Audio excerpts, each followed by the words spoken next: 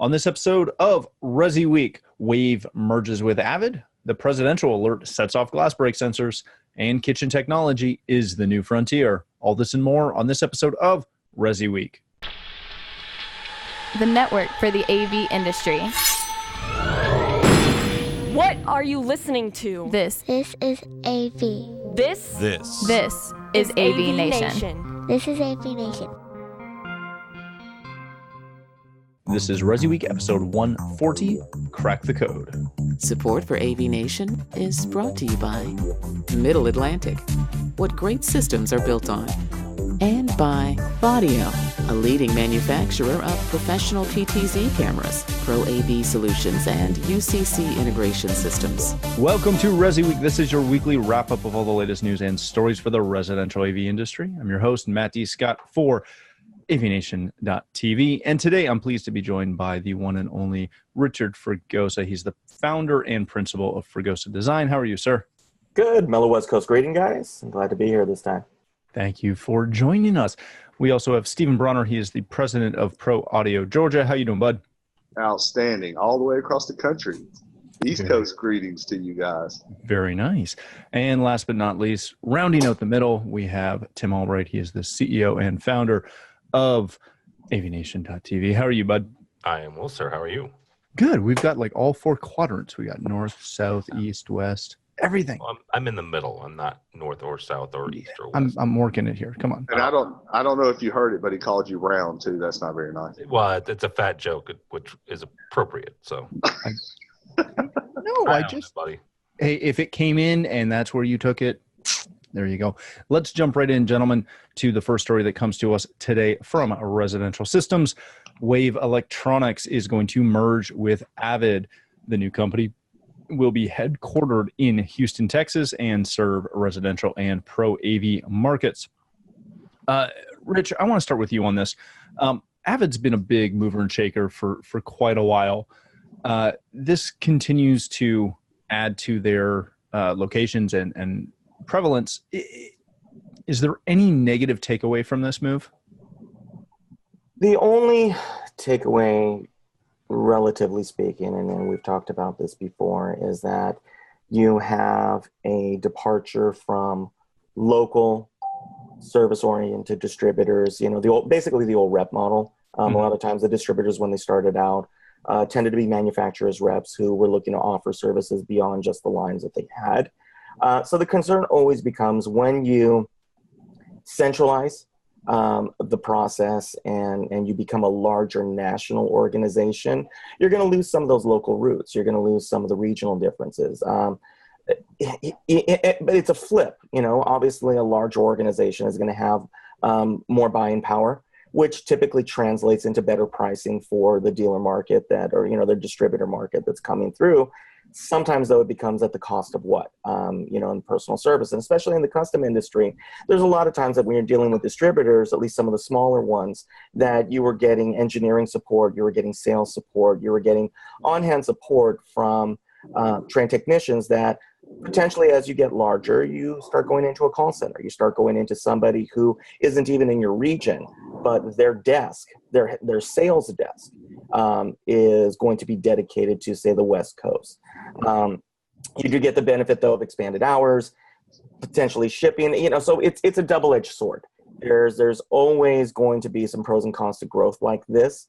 My hope is that they continue the same philosophy that they've had in terms of the dealer support. They do work on training. They do work on providing software tools. They do work on their web page, and we're seeing more and more of it. I mean, you're seeing more and more of a web page presence being the initial entry point in the portal and kind of where everything gets done. And then dealers are picking up the phone second, where 15 years ago it was the other way around. Or people were still doing a whole lot of will call.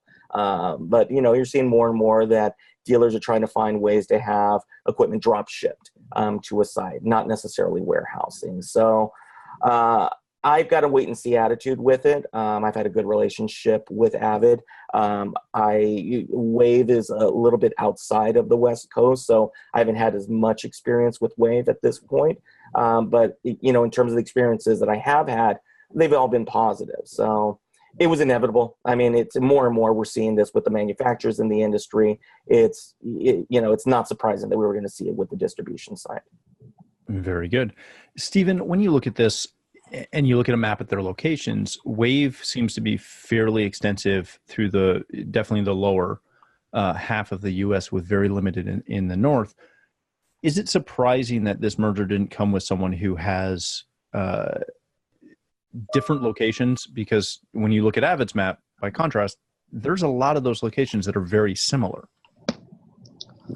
I don't know if I would say it's really surprising. I would say brace yourself, because this isn't the last joining of the forces here. I'm thoroughly convinced that Wave and AVAD offered a different kind of service, different focuses. So what's going to happen is AVAD's customers are going to benefit from what Wave does. Wave's customers are going to benefit from the extensive product offerings that AVAD has. So AVAD had access to products that Wave didn't. So what's going to happen here is some of those places are probably going to join a little bit. I don't think they'll be cutting anybody. I think they learned that lesson with Ingram Micro. But what I do think is that what you're going to see is, as soon as this is over, probably within, I'd say, 8 months to a year, we're going to hear about another one joining the force. I wouldn't really be surprised if it was someone larger than AVAD, maybe Volutone or someone like Capital Sales, someone like that that offers a different thing, because Wave and AVAD have totally different business models. Volutone, AVAD, and Wave have totally different business models. So if these guys play their cards right, they may be able to pick and choose the best features from every distributor and integrate it across the country. Maybe do AVAD right the way it was before Ingram Micro. Tim, when you look at this, and we've been following merger acquisitions and all this jazz for quite a while. A long time. A long time. The distribution side is the newer side of this. But you heard what Rich said. You heard what Steven said. And I got to take issue. When I see 2 locations in Fort Lauderdale, I don't understand fiscally why they would keep 2 locations. So when you see this as somebody who follows in the same city, like Fort Lauderdale is big, but it ain't that big. When you see this and you hear what both of these guys said, following MAs the way we have, is this something that you look at and say, yeah, they're going to close one of those locations? They're totally going to close one of those locations. And let's be honest, they may close both and open a completely separate one. Obviously, depending on what the ownership structure is of each individual, the building, right? Let's get down to brass tacks. Depending on whether or not they're leasing it and how long that lease is for, and whether or not they can get out of it. Yes, there will be a period of time between here and when they close it, that it will absolutely maintain both locations, but they will eventually become a consolidation of resources. We've seen this with various M&As, whether that's on the manufacturing level, where you have manufacturer A buying manufacturer B. They both kind of make similar products or identical products. One of those products will eventually go away. Same thing here with locations. They will eventually close one, if not both, and then maybe possibly open up a third. But the other thing about this is very interesting is you're opening up Wave to a completely new geographic region. Now, you mentioned the fact that they're primarily in the southern states. You're opening up them, and you're opening up their service model to the rest of the country, which I think is going to be interesting to watch. Very good. All right, gentlemen, let's move on to our next story of the day. This comes to us from CE Pro, and probably affected the majority of you listening, as long as you're in the continental U.S. The presidential alert caused false alarm headaches. Essentially, if you missed it, there was the first ever presidential alert that was supposed to be sent out to every cell phone nationwide in the U.S., and it was a test of the National Wireless Emergency Alert System. The unexpected consequence of that was that the alert tone seemed to match or be very similar to the frequencies that set off glass break sensors for security systems. Thus, when the alarm went off on the 3rd, it also set off a lot of residential and commercial alarms. Stephen, I want to start with you on this. This is one of those things where I don't think any of us like we all knew this was coming. We knew this was happening. If you missed it, you've never listened to the news. But I don't think any of us knew what this was going to sound like, if it was going to be like a traditional, weather alert thing that comes across mobile occasionally. Was there anything integrators could do, home technology professionals could do, to alert their clients ahead of time that, hey, by the way, this tone should be coming to your phone and it might set off your alarm? We really didn't have any way to know that. It's another one of those examples. It's like whenever Zuckerberg went in front of Congress and they tried to talk to him about the internet. It was hilarious. This is what happens when a bunch of people that don't know what they're talking about get involved with a project and launch it without asking any questions. They could have stopped this whole problem by simply maybe calling someone and saying, hey, what does this frequency do? What does this sound do? So it's not that big a deal to me. I hear a lot of people, one of my favorite things is hashtag not my alert. But I have loved the meltdown over this alert.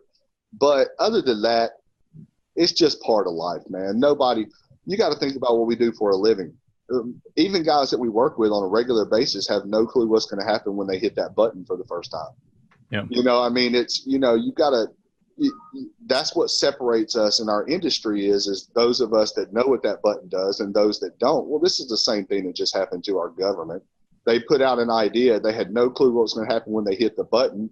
So they were like, okay, well, let's just give it a shot. Boom. And they hit it, so could it be prevented in the future? I'm sure they will. I'm sure they'll change the frequency because it caused a big headache. But is there anything we could have done? Nah, probably not. People that don't, if you didn't know it was going to happen, getting an email from me, you probably wouldn't have read it anyway. So here's the thing. I have to disagree with Stephen.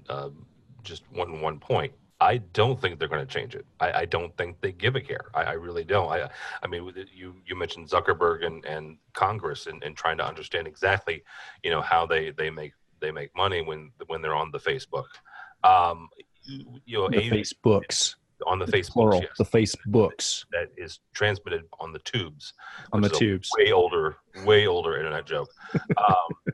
Kids, go Google that. Yeah, you'll find that one. I'll get right on it.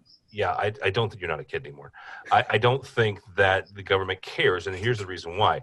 If this was the auto industry and all of the auto manufacturers got together and got in the same room with the people who manufactured this and thought this was a good idea and was able to apply pressure, maybe you would get movement on it. But this is the AV industry, right?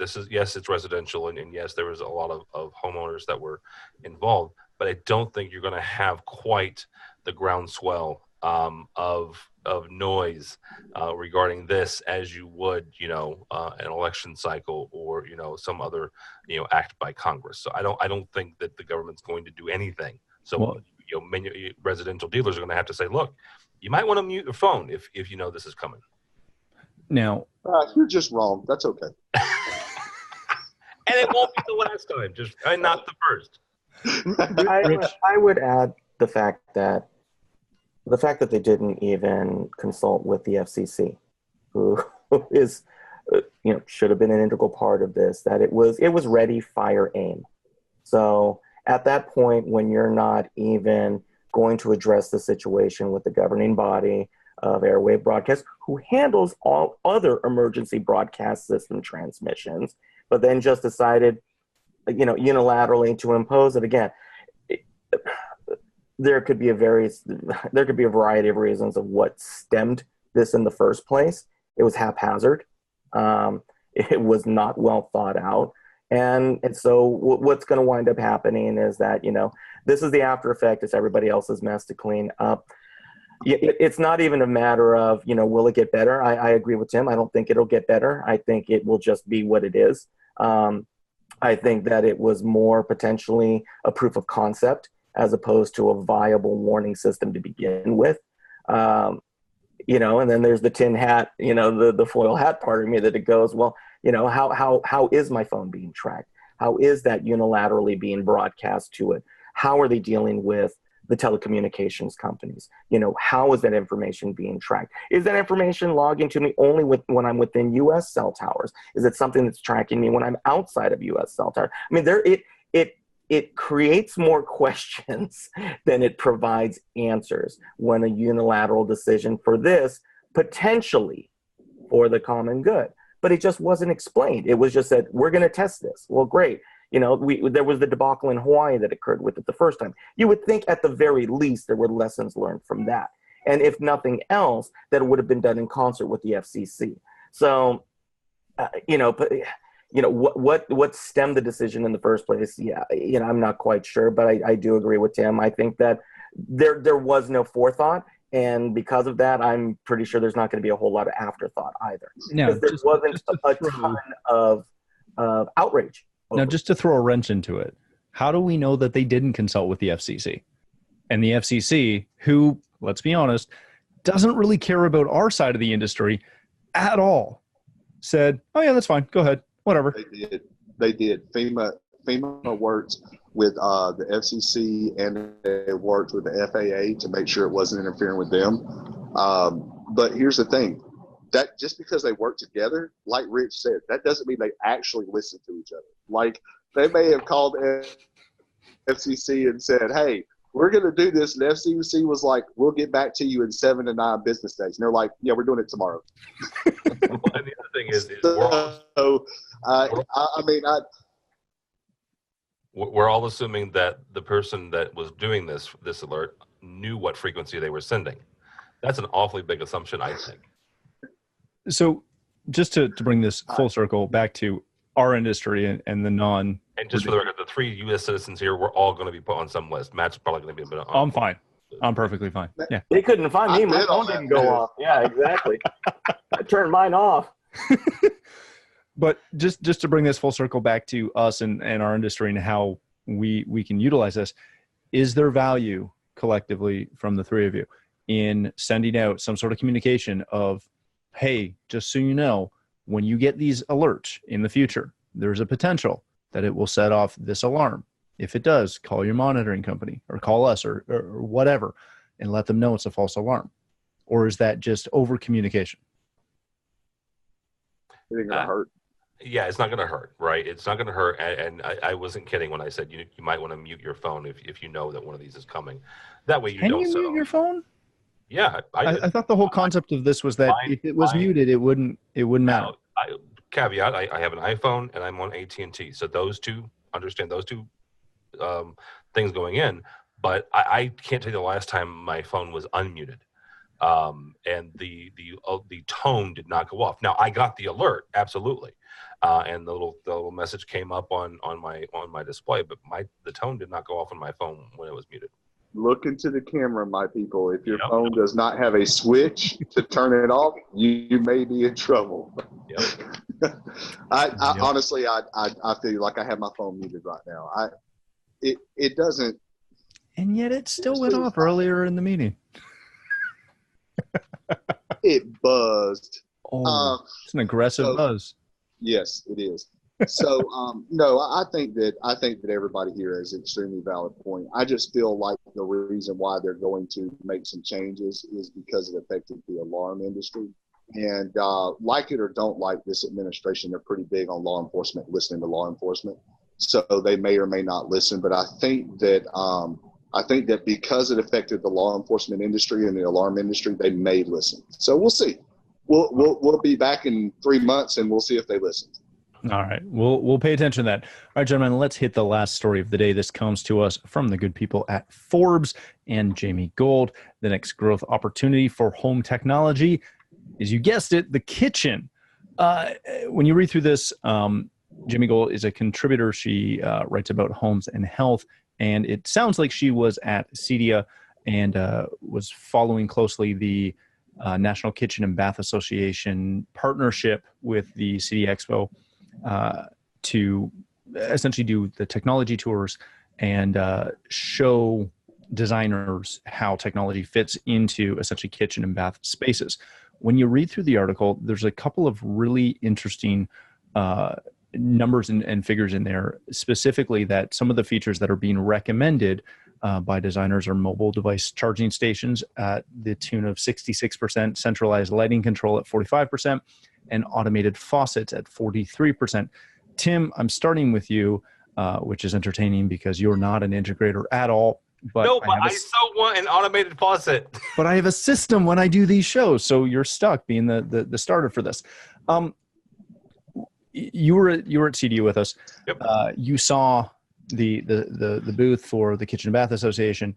You heard all about the Design Connected tour going around. This is one of those things that it's kind of the last forefront for technology in the home that has not really been mined yet from professionals. We haven't spent a lot of time saying, oh, you should put some automated voice-controlled faucets in your kitchen. We've stuck to the media rooms and the outdoor spaces and all that stuff. Seeing what you saw at CEDIA, reading this article, is she on the money talking about how there's a great, if not incredibly large opportunity starting in the kitchen? There's a good opportunity. And I'm being careful with my adjectives here. I noticed that. And I'm not kidding. I would love an automated faucet because I cook a lot. I'm a big guy. I like to eat. I like to cook. And there's a lot of times where my hands aren't exactly clean or they're filled with dough or some sort of other objects when you're cooking. Yes, there are Bacon. Bacon. Yes, bacon grease. Yes, I could have an IR faucet and turn it on, but one of my Alexas sits in the kitchen. It would be very nice to say, Alexa, turn on the faucet, right? Absolutely, I would freaking love that. Does that make it a great opportunity? I don't think so, because one yahoo in the middle of the country wants an automated faucet. That's not a great market. What is interesting, though, is she's hit on something that we've kind of talked about this and talked around this. Emerald Expositions owns the CEDIA show now. They also own a kitchen and bath show. At not just was there the Kitchen and Bath Association flagship show, not just a show, the show. Not only was there the booth there from the Kitchen and Bath Association, but I think Matt, you talked about this on the wrap-up show with CEDIA. Samsung brought a integrated smart refrigerator to the show. Now, this is in the same booth that they had the 8K display and the wall that they were showing again, which again is freaking gorgeous. They had an integrated refrigerator. So, we're already seeing some of this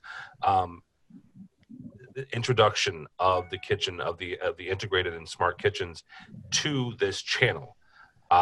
Great opportunity, no, but this certainly is an opportunity, and in a market and a segment where the dealers are trying to find different ways of recouping some lost margin on just selling boxes, whether that's services or whether that's something else. This is actually not a bad idea to say, hey, would you like some of the stuff in your kitchen to be smart and integrated with the rest of your system?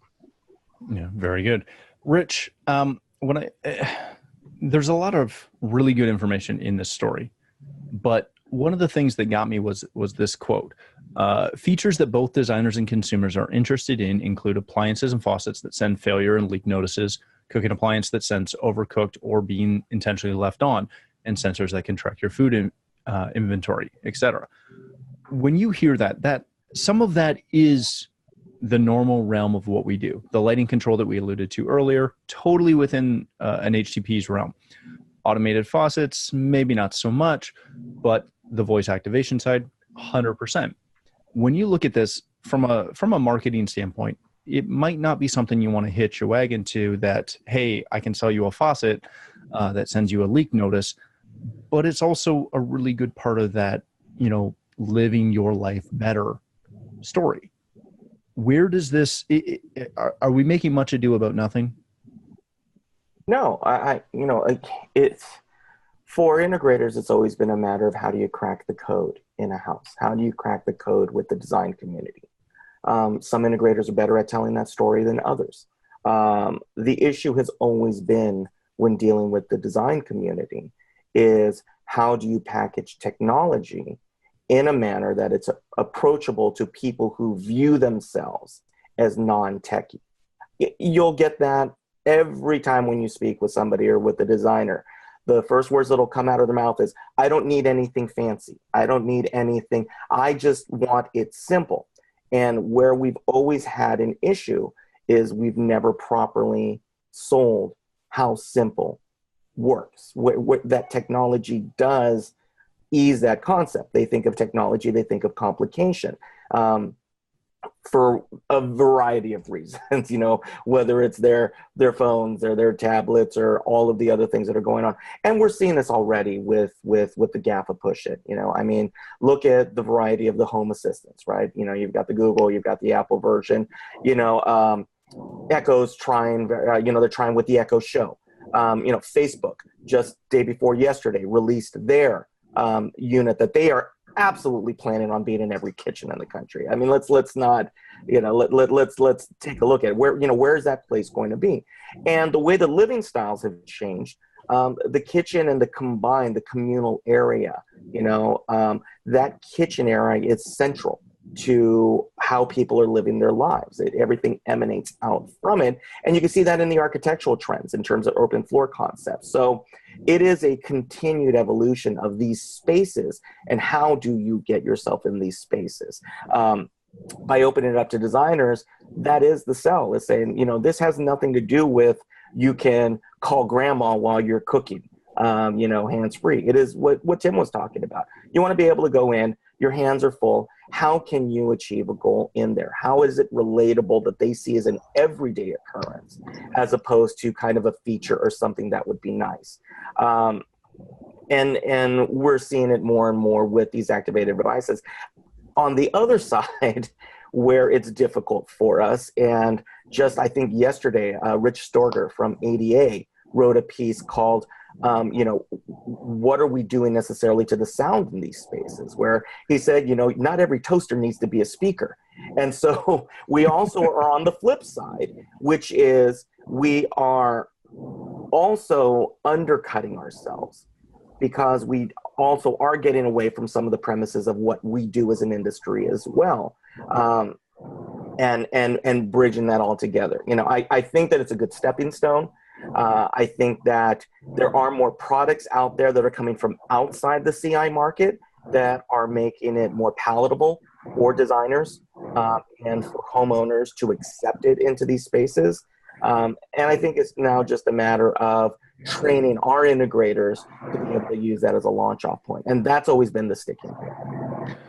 Stephen, continuing to pull on that thread that Richard was talking about, if you're an integrator or a home technology professional who is not currently reaching out to kitchen bath professionals, design professionals in that realm, how do you tell that story of how technology can enhance their designs, enhance their customers' lives, and really, nail it home without going overboard into, we could hide an 80-inch TV behind your pantry?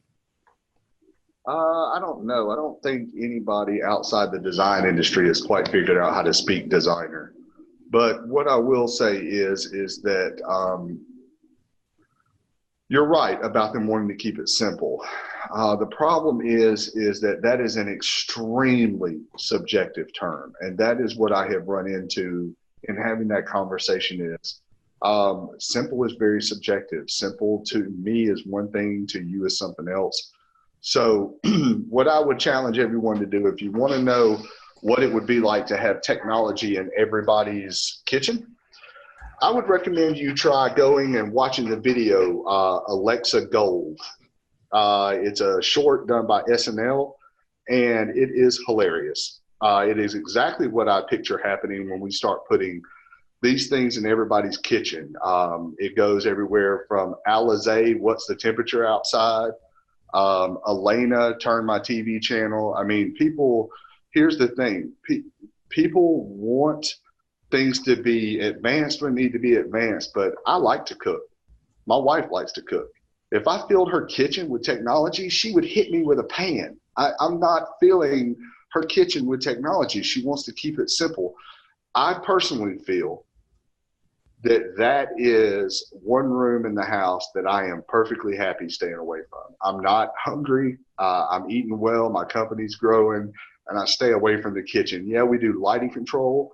That's not quite the same. When I'm in the middle of cooking and I want the water to come on, but I've got noodles in the sink and I don't see the noodles, and I say, Alexa, turn on the water, and all of a sudden there's water dumping on my noodles because I have my back turned to the sink. I got to do that one time before Alexa goes in the trash can, and I never say that again.